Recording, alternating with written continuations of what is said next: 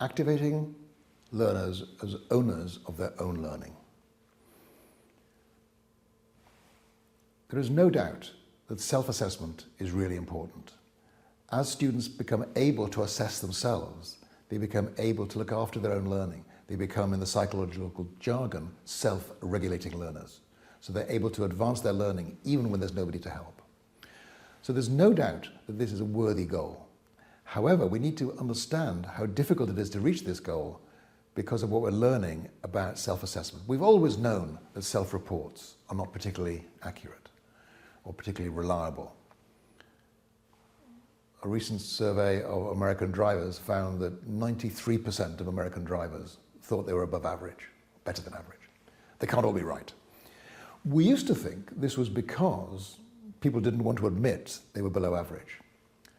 But in fact, now we understand there's something else going along. Justin Kruger and David Dunning, two psychologists, gave their students a test of logical reasoning and then asked the students to rate where their score would rank with their classmates.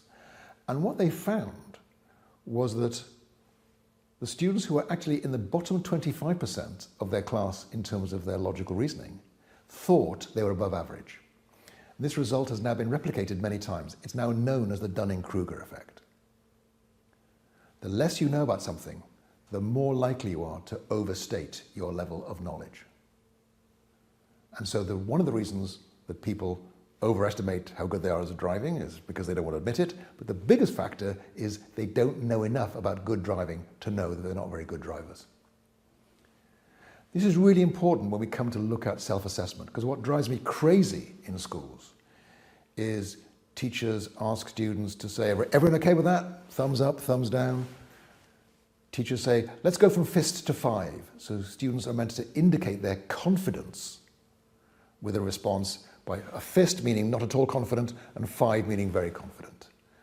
The point is that is not formative assessment, as far as I'm concerned, because the quality of the evidence you have is very poor.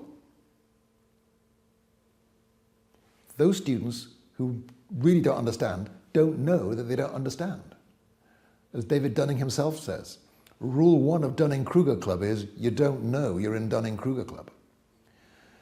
So that's what drives me crazy about people saying, let's give kids colored cups, or let's ask them to do a traffic light. Green if you understand, yellow if you're not so sure, red if you have no idea what's going on. The point is that students who are really struggling may not know that they don't understand. And so what's really important in terms of this strategy of activating students as owners of their own learning is to anchor those responses. One way to do it is to say, don't signal green unless you're ready to teach this to somebody else, which makes students a lot more cautious.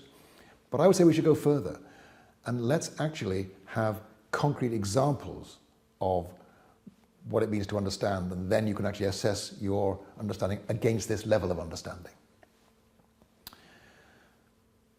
So one of the ways you can do this with red and green discs, for example, is simply to ask students, for the youngest students, hold up a red disc if you think the answer is wrong, put up a green disc if you think the answer is correct. So you can write a sentence up on a board, which may or may not be correctly punctuated, and ask the whole class to hold up either a red or a green disc. Gives the teacher very high quality information about who's getting it and who's not, so you can respond then to their learning needs.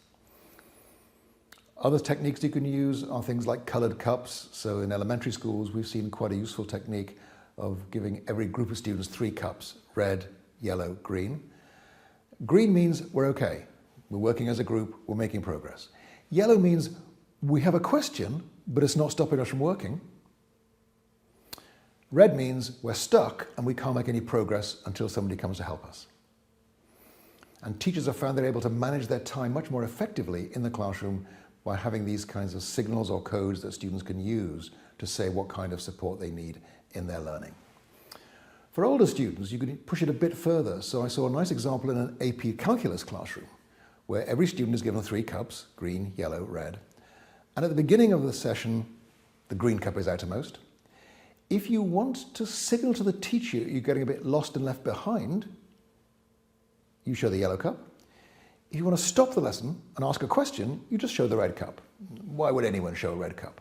Because in this classroom, the rule is, as soon as one student shows a red cup, the teacher stops the lesson, picks another student at random, and whoever is selected has to come out to the front of the class to answer the question being posed by the student who showed the red cup.